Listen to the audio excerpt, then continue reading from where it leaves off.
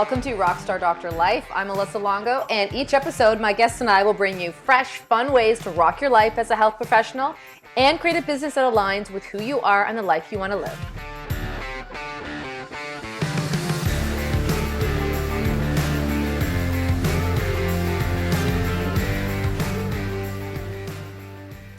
Hey everyone, welcome to another episode of Rockstar Doctor Life. I'm always excited to talk to other passionate chiropractors. Today is no different. Joining me for a conversation about life, business, and all things Rockstar Doctor Life is Dr. Peter Camiolo. Welcome to the show. Thank you so much for having me, Dr. Melissa. It's great to be here and excited for this time that we get together. Yeah, so let's just start by talking about what are you working on right now? Who is Dr. Pete?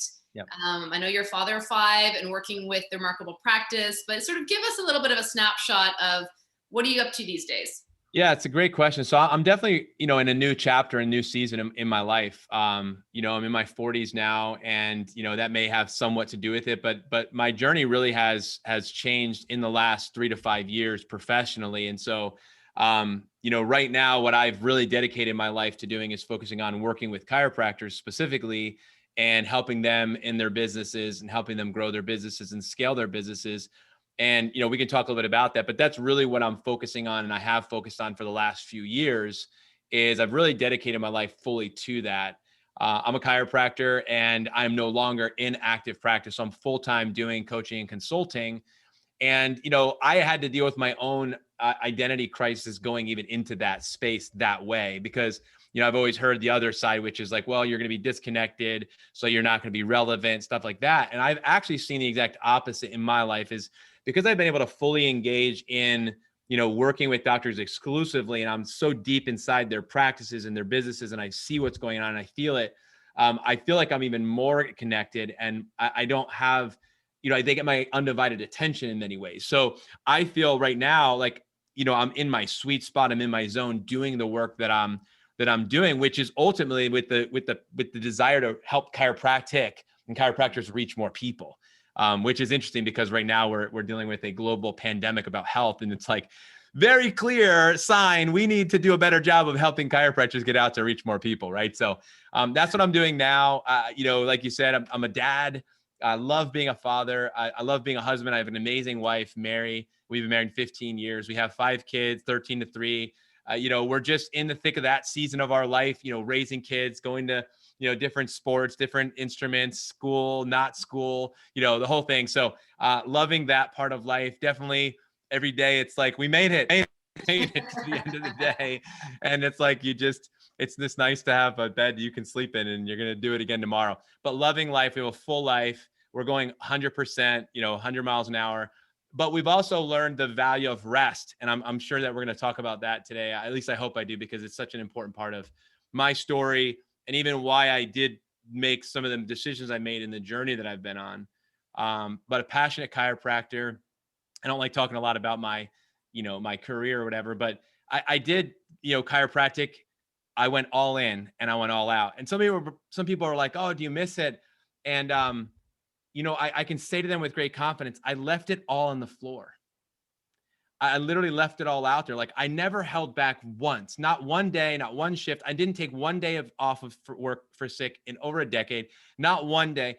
I just didn't know anything except go all the way and go all in. And that is how, I did it. And all the way to the day I walked out of there, I was going all the way in. And so I'm proud to be able to say, that I had an amazing run in my first run. And I'm not going to say there won't ever be another run, because you and I both know as soon as you say, I'm open to whatever, like really, I am. I love all the parts of it. So, but right now that's where I'm focusing all my energy professionally, is really in this space, working with chiropractors and their teams and helping them, grow and scale their businesses. So that's just a quick snapshot, into where I'm at right now. So there's a couple directions I want to go right from there.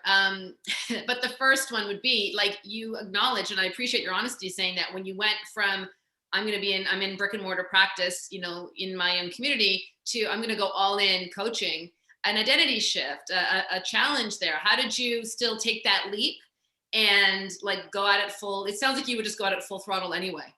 You said it. You said it. It's an identity shift, and I would say I went through a little bit of an identity crisis for sure, because I was toggling internally between the turmoil of that, like, having handled that question, and I got that question at the beginning. I don't really get it now at all, but in the first couple of years that I was launching my business, which was in 2016, I started getting that more. And I was still in practice 16 and 17, but I sold at the end of 2017. And so, but the question started coming up because I was moving in that direction.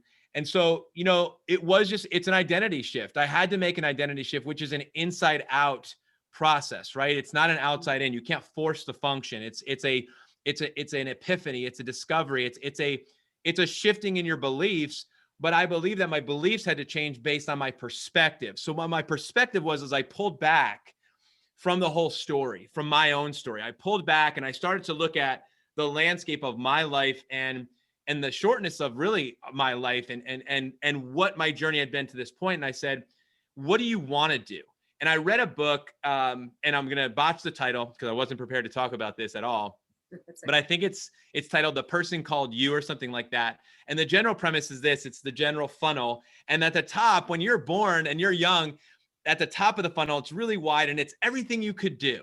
It's like, man, I could have, like me, I'm an Italian. Like I could have opened restaurants. Like I'm an entrepreneur at heart and I love food and people. So I was like, I should have been in the hospitality business. I would have crushed it, and then I love sports. I always want to be a professional baseball player. So it's like, well, I could have been a professional athlete and like went down that path. And like, then my faith has always been really important to me. It's like, I could have been a pastor and like gone down that path. And then, so anyway, I loved work with my hands. I could have been a builder and an architect and building. And so, all these things you could do, but eventually in life, you make decisions. You make decisions. It's like, well, and hopefully it's based on some level of insight and discernment and some gut counsel. And you're like, I think this is where my gifts are. This is where my talents, this is where my passion is. This is how I can best invest my life productively and have meaning and fulfillment, and not just do something out of fear or because somebody else told me to do or because I should do it. So I dealt with that. I definitely had those emotions in coming to the discovery of becoming a chiropractor because I didn't come from a health background. My family wasn't into, vitalistic health or anything natural until a crisis did happen. And then we began to get there. But I went off the grid, with my journey. And so for me, I think because I had some changes in my identity up to that point, I had developed a little bit of the muscle of having to, reinvent myself and kind of forge my own path, and nobody else was going ahead of me. I was trying to figure it out and discovering it on my own.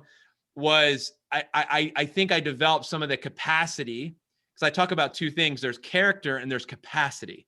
Those are the things that we have to develop when we move from one level to the next level. I've identified two things: character and capacity. And so I think that my journey prepared me in forming character, but I questioned if I had the capacity to do it. If I would be able to do that work, if I had the capacity to do it, meaning mentally, emotionally. I was so used to and familiar with, and so quote unquote, good at what I was doing clinically as a practitioner. And I was really good at working with and training doctors in the clinical space and doing that. And I was coaching for 7 years before that, but it was not my company. And so I had done that. And so I just questioned if I really had the capacity. So I had to overcome that. The way I did it? You got to jump in and just start doing it, right? You just got to jump in and do it and walk into the fear, walk into the doubt, walk into the unknown. And that's what I did, and it wasn't the first time I'd done something like that. So for me, going into, transitioning from full-time clinical practice, practitioner to full-time coach was another one of those, like, all right, I'm jumping in, just jump in.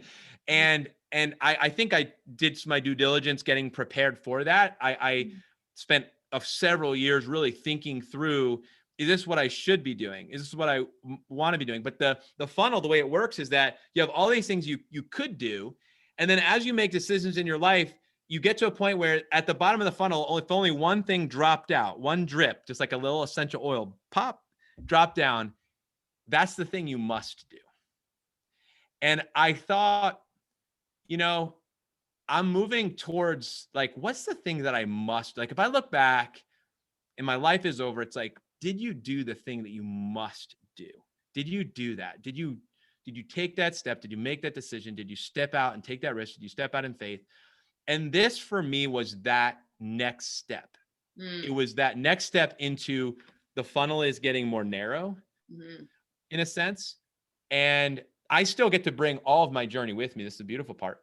And I'm proud of my story, the ups and the downs, the wins and the losses. I don't have any identity crisis, because I'm afraid of you finding out that I failed in business when I opened my gym and we lost money, $5,000 a month, until I sold the practice every single month for 3 years.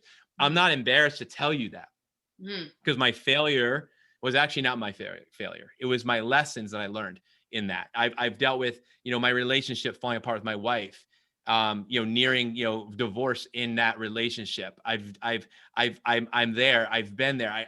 I can tell you about that story and my journey. I'm not afraid to tell you that I didn't have my shit together, that I wasn't a good dad. I wasn't a good husband. I was ignoring her. I was focused on myself. Do you know what I'm saying? Like, I'm not afraid of my past, even though some of my past is painful and it's hurtful. I have had restoration of all of those things, many of those things. And I haven't been able to escape them either. Like, it wasn't like I can run away from it. I had to face it. So in your journey to getting to what you must do, you actually have to deal with your stuff. You do. You have to, because what happens is, as the funnel gets tighter, you get squeezed. That's what happens. And when you get squeezed, what's going to come out? Like, it's like when you squeeze an orange juice comes out. You squeeze a lemon juice. When you squeeze Pete, what comes out? It's like all the stuff in me is going to come out. So when we get squeezed, and so I got squeezed in that transition. I really did. Like, my identity, like you said, that was a perfect word. And I feel like my journey wasn't a journey in my identity. It was stepping into my identity more fully. And it was receiving things that I was designed to receive. It was stepping into the work that I was designed to do. And so that's been my story and my journey, to this point. It was an identity shift, which is a perspective, jumping in to a more narrow funnel, but going in saying, I'm moving more towards my quote unquote, my must do. And that's really when we visioneer and we think about, what's the difference between a dream and a vision? A dream is, a dream. We would like to say a vision without a mission is a dream, but a vision with a mission is a purpose, right? So when you connected, I needed to take some level of action at some point, Doc. I needed to do it, and that was what one of my friends at the time was like, you need to go. And so he's like, you've been waiting. What are you waiting for? And I was like, well, everything to be perfect, me to feel really comfortable. Life is never perfect. Like, yeah. So it was just a matter of like, I needed that one, like those nudges, and I had them from different people at different times. But at the end of the day, when it all boiled down to it, it was just, this was the time. And so I took that step, and my identity has continuously been, how should I say it, tested. It's continuously being tested, and my character and my capacity in that process is also being formed in a greater capacity and greater measure. And I'm focusing now on that, right? Like, who do I need to become? The leader asks the question, who do I need to become? We're never stagnant. We've never arrived. The leader always asks, who do I need to become? And I love the way that Steve Cochran wrote in his book, 100X Leader. He wrote, the question a leader needs to ask is, am I a leader worth following? And if I'm a leader worth following, who do I need to become? Because I'm not taking somebody to a destination. I'm taking somebody on a journey. Mm-hmm. And so it's not okay for me just to be like, oh yeah, I've developed myself to this point, I'm good. No, because we just learned with the Corona situation that we're not good. We all got exposed a little bit, mm-hmm. right? And so, yeah, that's really what I love to do, is work with docs, work with the leaders, and really go after that question of, who are you becoming? Who do you need to become? What's the next iteration of you? How are you going to get better in this next season? Are you just going to be comfortable? Because that's the I don't know, the noise before defeat. I know that's a different quote, but I just think that's the thing that's going to happen before something goes down. So not a fear-based model, but one that's just simply saying, hey, I was created for more and you are a leader. So continue to lead and lead well. Mm-hmm. You're very clear on who you are, what you wanted for yourself. I love that you have, personal responsibility for, okay, these are the times in my life that things got a little bit shaky, but they happened to me. I'm going to move forward. I'm going to learn from them. You also talked about friends giving you, support, suggestions. How important do you think is mentorship or support when you're going through any kind of change in your practice life or personal life?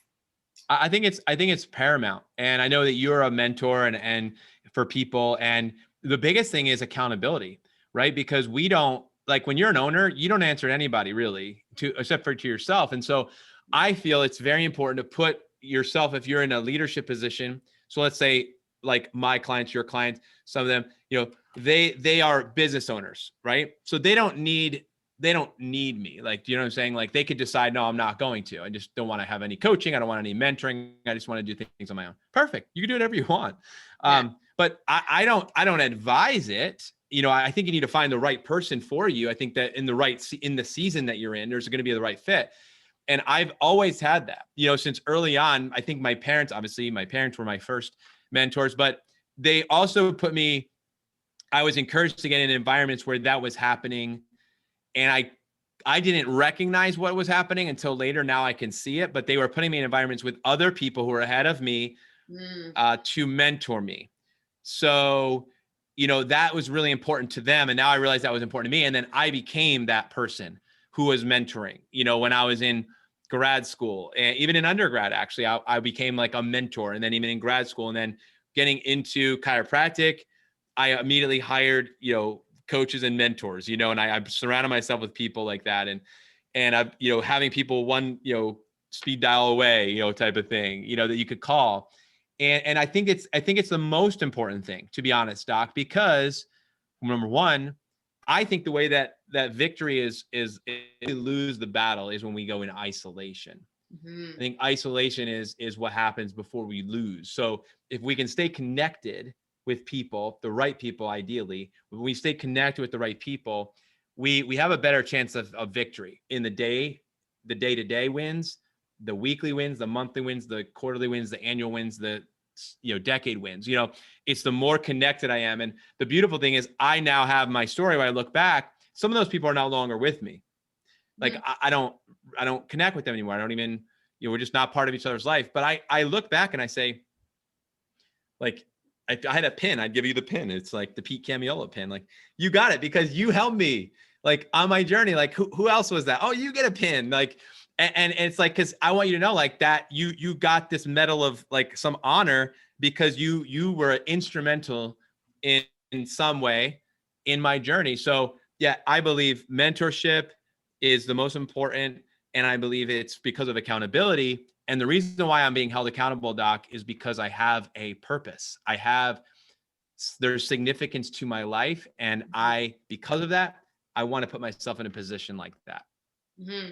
Yeah. And I think a part of the value, you mentioned accountability, but I think objectivity is so crucial. Whether it's your partner, your friends, coaches, mentors, sometimes we get stuck in our own stories, right? Or we don't even see the limitations that we're putting on ourselves, or we don't see maybe the limitations in how we're speaking to people in our practice, or how we're marketing, or just the flow of your systems, because you're stuck in it. So having someone outside of your life comment on, what, maybe if you tweak that one little tiny thing, or, have you considered that you're actually rocking it? Because we all have our doubts sometimes and our days that we're feeling insecure. And again, whether that comes from someone that you've hired or someone just close to you, we all need that kind of support. And I think, and you probably can, comment on this with your clients. I mean, 2020, there's been a lot of isolation for people, a lot of docs isolated from not being able to go to events like we're used to going to. I think the last live event I went to was CalJam, February 2020. Not being able to gather with people, depending on where you live and restrictions, not being able to gather with your community for some docs.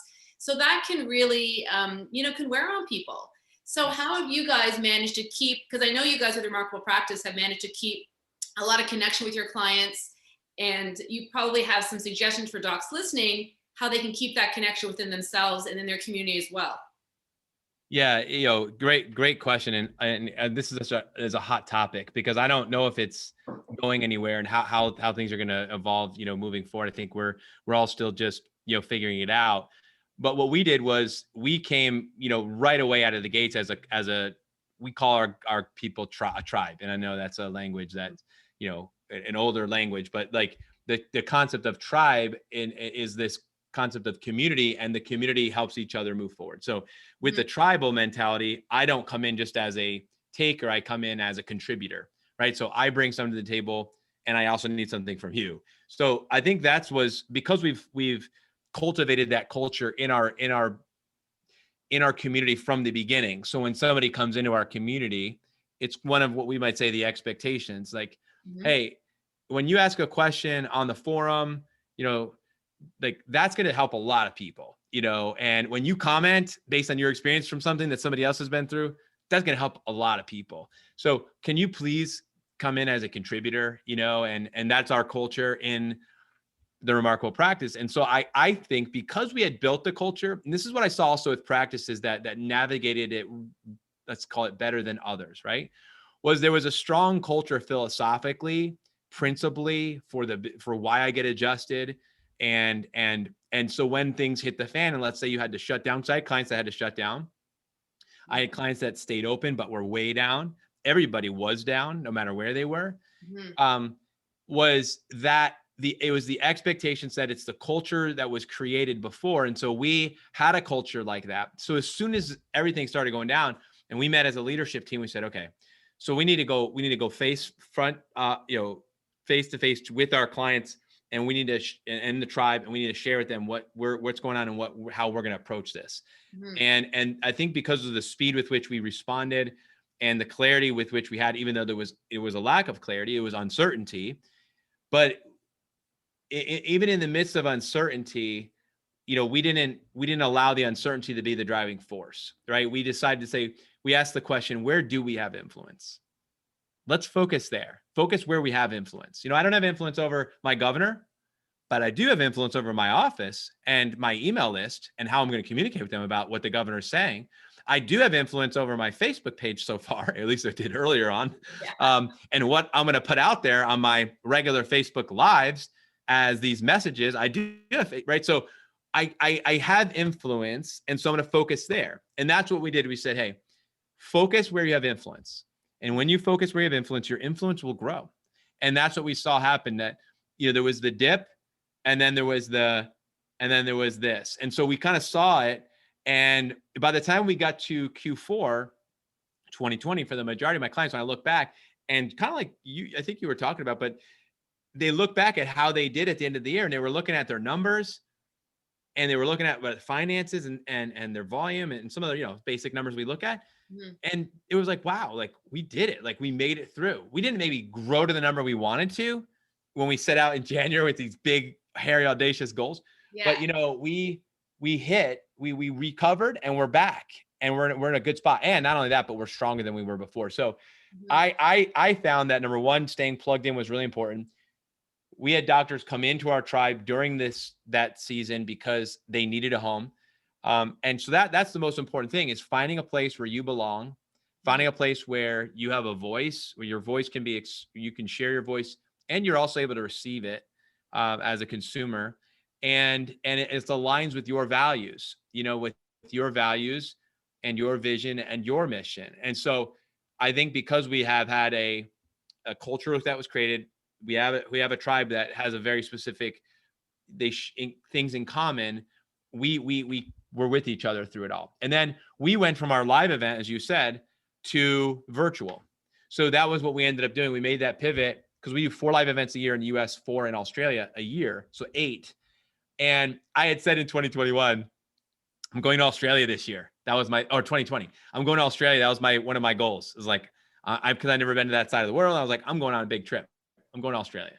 And I got to go twice virtually, but I got to go speak and teach and train at 2 of our live events that we did in Australia last year. And I wouldn't have, I think I actually did 3. So I wouldn't have had an opportunity to do that had this not happened. So now I'm like, what's the silver lining? Oh yeah. we pivoted, we adapted, we still got together. And I think we really had a ton of value that was gained because we were still able to gather in those different forms. And now here in 2021, we'll see how things are going to go. But already, I've had we've already had one event. We're on the cusp of our next one. We've done them virtually, but it's been really powerful. Can't wait to get back to being together, because as chiropractors, I think we like touch a little bit. So it's important to be in each other's presence. And hopefully we'll be there soon. Yeah, we had an event back in September, a much smaller event. And some of the docs were like, I just came for the hugs. I just came to be around my people. They wanted to learn something. But yeah, you're right. I mean, we need connection. And I like what you said about the need for connecting with our tribe and leading from where you already have some influence. And it's so good for practice growth and retention. A lot of office, I had to close for 2 months.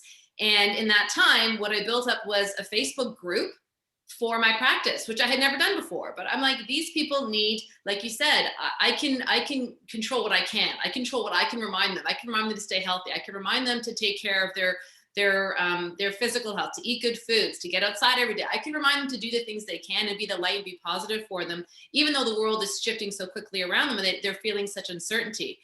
So when I reopened, guess what happened? The culture in my practice, the community was stronger because I stayed connected. And I know that, looking back a whole year, those are foundational pieces that every practice needs to have, right? That culture, that community, people are looking for you to lead them. And we already have some influence and some authority. They want the information. So, docs, if you're listening and you're feeling there's a gap in your practice, you want to definitely start to tap into this and start thinking about what is the culture in your practice? What is the sense of community like? And how can you amplify it? Because more than ever, I don't know if you can say this with your clients as well, people are looking for real human connection and honesty, right? And even from us as doctors to hear that, you know what? Yeah, it's been tough. Like right now, as we're having this interview where I live, we're not supposed to go anyplace. We're not supposed to meet people. You're not supposed to travel. And some days it's boring and some days it's hard. And I have a lot of resources. I know what I need to do. I have great people around me, and imagine all the people that don't. So I think it's important for us to share and be honest and be human about our experiences as well. And I like that you said that earlier, that, just your story is your journey, right? And that's what all of our experiences bring us. They give us gifts. You also mentioned way at the beginning, the importance of rest. And so I want to circle back to that. Did you find that you needed to, I know we talked about, your identity shift, that you wanted to coach more. So that's why you left your practice, but were you ever at a point where you were overwhelmed, too much going on, coaching, practice, data 5, like managing a whole lot of things in your life, and you needed to make some shifts so that you could be physically healthier, happier? Yes, I did. That's exactly what it was. So you just read the mail. Oh, wow. So, yeah, that was exactly what was going on. And so I had to ask myself the question that every chiropractor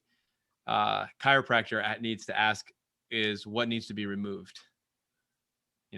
We got to remove the interference. That's what we do, And so I had to take a hard look at my life, because I don't know if you do the Enneagram, but I'm a 3, and on the Strengths Finders, I'm a achiever. So I'm wired to keep going, and to the detriment of the people around me, because I just want to go and achieve something. I want to go and build something. I want to go and conquer something. I just want to keep going. And I have, so from a self leadership, you got to know yourself to lead yourself, right? So I've identified who I am and how I'm wired. And I'm not upset about it. I just recognize it. And I know my strengths, and I also know my weaknesses. I'm a visionary, right? So that means I'm big picture vision and dream and strategy. But when it comes to like the details, it's like, I need help. And I have always thankfully had people to support me in every business venture that I've had an incredible support team, including right now. And I know without a shadow of a doubt, I would not be able to do anything without them. So I got to a place where I had intuition. Okay. I think we all have it. Sometimes we lose it, especially as potentially as a chiropractor, as an entrepreneur, and you get so busy, maybe you lose touch with yourself, your own heart and your own instincts, because you're just in the thing, right? Head is down. We call it head down, bum up. You're just going, you're grinding, you're going hard. And I had an intuition though, that I might get tapped. And it's interesting because I shared it to my team, one of our team meetings, one of our board meetings. This was years before I ended up moving forward. And I told them, I said, I may not be here. forever. Like, I don't know how long I get to stay. And I've always looked at it like that. Like, I was called, I was chosen, I was put here, and I'm here for a reason. And then I may have to go, and I don't know when, and I don't know where, but I had a feeling. And so whenever I left my office and my team, they hosted a lunch for me, and it was awesome, and I felt loved. And they reminded me of the fact they said, you told us years ago that you might have to go one day. And they said, we already knew it. We knew it. And it was like, I'm getting a little emotional now, because it was like, I had an instinct, I had an intuition that might happen, but I didn't want to go. That was the thing. Like, I loved it there. I loved my team. I loved the work but it was like something had to give. So yeah, we just had our 5th child. My wife, Mary, during each one of her pregnancies, would progressively get sicker and sicker and sicker. So by the time we got to numbers 4 and 5, like, she was bedridden for 6 months, and I was basically stepping out of my practice for months at a time. And so I could be there to support her and the family. We didn't really have family in town. We live away from family, and I'm not saying our family's not supportive. They just don't have the bandwidth to support us. So we're on our own in many ways. We have friends, and that's helpful, but you only have one dad for your kid. You only have one spouse if you're married, right? So I had to be there to support her while she was literally surviving. It was survival. And because we're very naturally minded, we don't really go anywhere. We don't really do much. We trust. We do the things we're supposed to do, and we let the body run its course and heal itself, and we just trust, right? So, and I'm not giving any advice here, by the way. You need to be smart and talk to your people and get wise counsel and make great decisions, because life, is sensitive. So we want to be wise. So, but I with that journey, I got exposed in the pregnancy of the number 4, where I stepped back and I went to serve and help, and my practice dropped big time. I lost like a third of my clinic, and over a quarter, like 3-4 months of time. And, here I was a big practice. Like, again, numbers aren't, but I mean, over 1,000 a week, that type of thing, like big, huge practice, crushing it. And, I had events, weekends, I'm on multiple radio shows. I mean, all the stuff that you do, you got to get it yourself out there. I got out there speaking at churches, speaking in businesses, screenings every year, and I had multiple doctors in my office working for me, associates, but I never structured it to run like a business. It was still the Dr. Pete show. It was still Dr. Pete's practice. And so what happened was, when we had that happen, I got exposed. And during that season, there was like an 8-month period of time that I was out of the office, or much less in the office. I had a decision to make. And you know what it was? It was, am I going to go back and be the same person I was 8 months ago? Or did I learn a lesson and I'm going to apply it now? And I decided I was going to learn a lesson and apply it now. So I wasn't going to go in and rescue it. I wasn't going to go in and fix everything, but I didn't know exactly how to do it. But I wasn't going to do that. So I allowed my practice to just do this while I was in it, trying to figure out how can I make this business, this practice run without me? How can it run just as well if I wasn't even here? And I was getting coaching, by the way, all that before that. So none of this was like I was on my own, but no one was ever coaching me how to do what I teach now, which is how to become the CEO of your business. No one ever fundamentally walked me through a systematic approach, an intelligent approach to doing that. And so I basically had to go and discover it for myself on my own.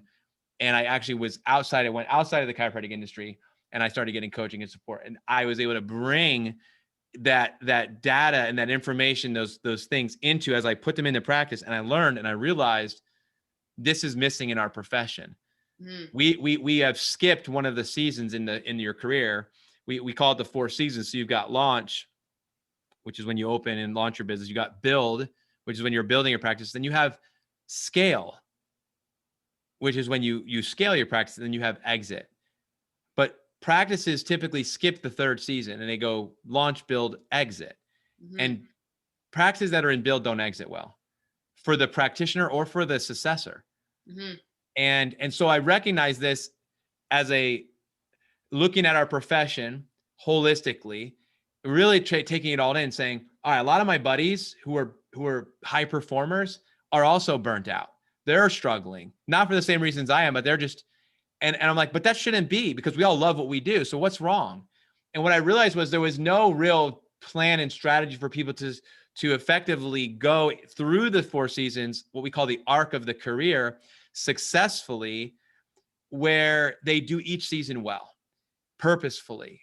And so what we did was we scaled, and what that looked like, because I already had associates, but it looked like me actually having an identity shift and moving out of the Dr. Pete show to, it became about the message and the brand and the services we provide in chiropractic. And then everyone that I hired, they came in from a different place, and I lifted them up into a different light. And I told my team, my job is to lift you up so you rise and shine. So that's my job as a leader, is to lift you up so you rise and shine. So that's what my whole purpose is, to expose the value of every person on my team. That's the leader's position. That's what we're called to do. So that's what the birth of this concept of CEO came from that. And that's what, I ended up bringing it into, to Stephen and merging with, Stephen Franson with their Remarkable Practice back in 2019, because I realized that this was missing piece in our profession. And unfortunately, there's a lot of casualties along the way, including mine. So what I learned in that time about rest was I actually had to rest to discover.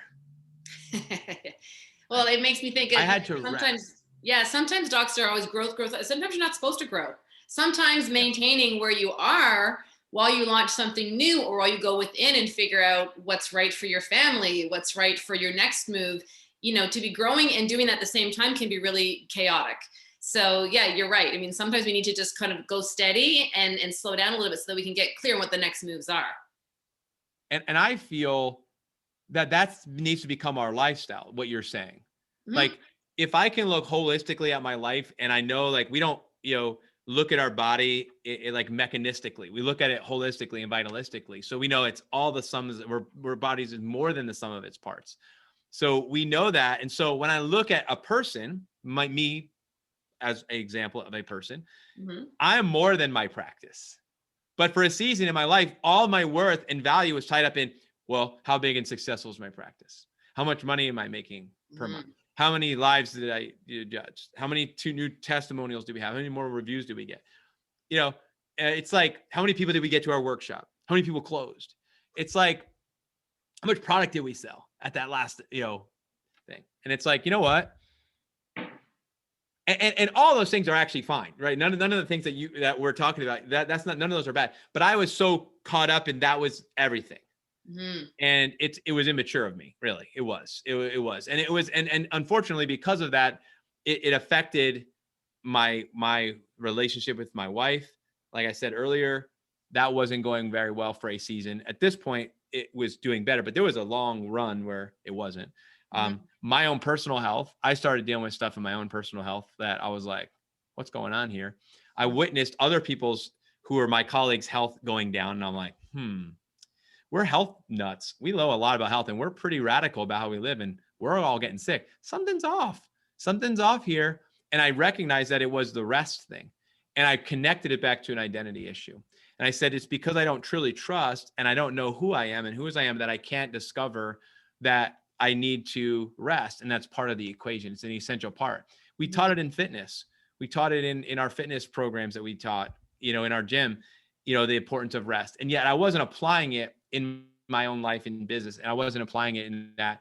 I, of course, took a vacation, but I mean, I'm talking, Dr. Melissa, I'm talking about rest, like mentally and in your soul and in your heart. I'm not talking about, I'm going away for a couple of days.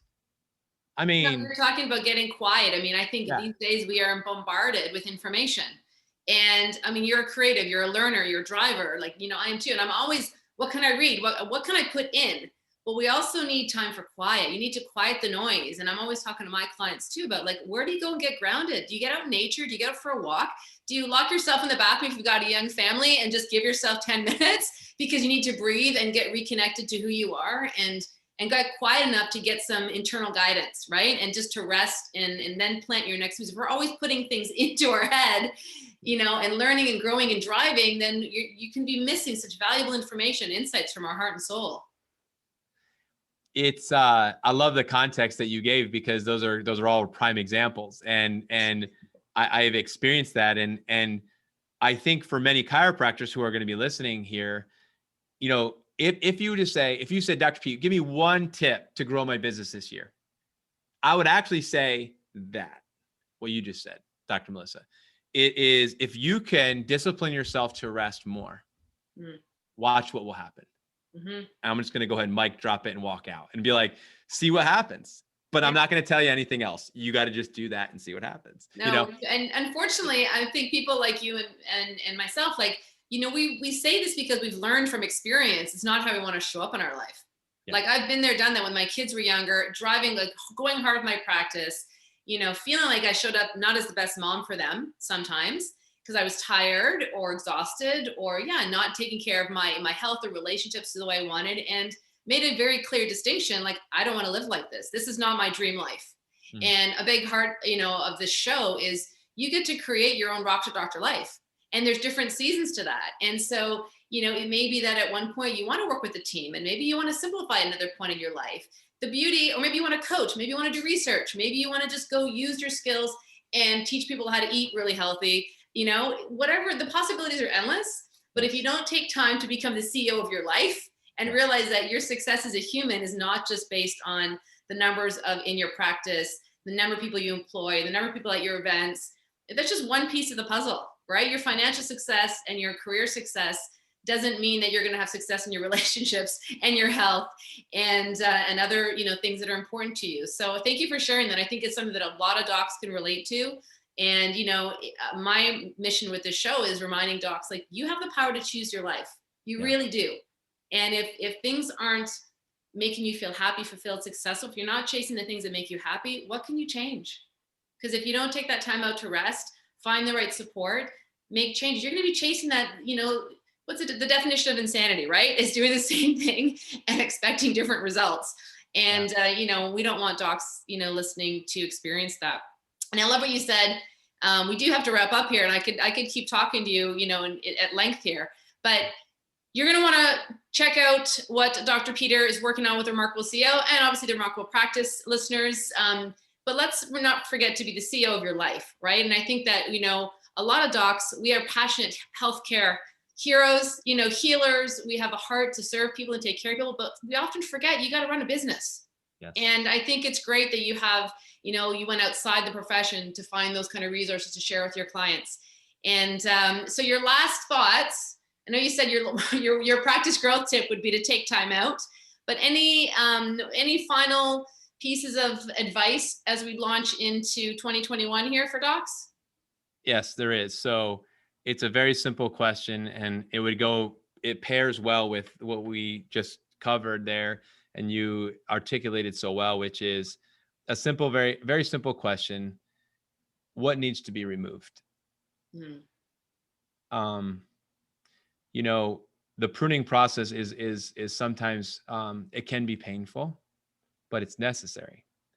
And, you know, I was thinking about what types of, and I, again, referencing different books I've read, but this was a book by Henry Cloud I read. I think it's called Necessary Endings. And he talks about, you know, when it comes to pruning, there's 3 types of branches that we prune. We prune the fruitful ones, right? So they're healthy ones, we prune those so they could become even more abundant.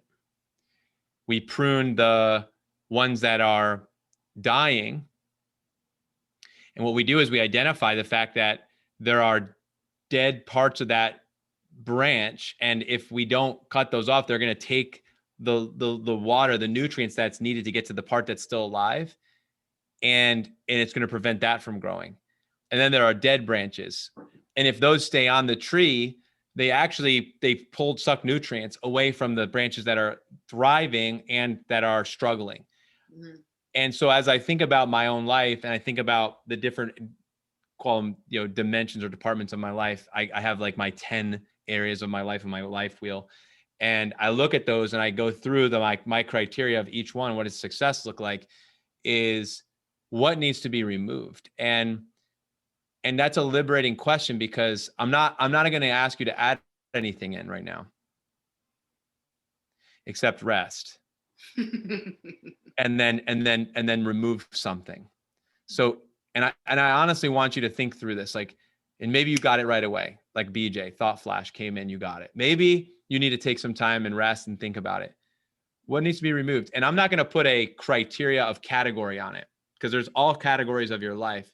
But when you think about it, what needs to be removed from your life in 2021 so that you can become, the person that you were designed to be, that you can move one step closer to what you must do and who you must become in your life. So that would be what I would encourage. Great way to end the show today. So many times we think about what else we need to add. We need to do more, but maybe it's the simpler, what do you need to remove and what do you need to let go of in your life to give you more power, more clarity to launch yourself forward. Awesome.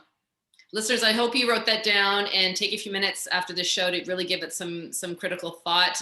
I know I'll be doing that this weekend. Thank you so much for your time today. It's been a pleasure. And listeners, viewers, make sure that you check out the show notes and connect with Dr. Peter to see if they can help you build a remarkable practice, remarkable life, and be your own CEO. Thank you so much for having me.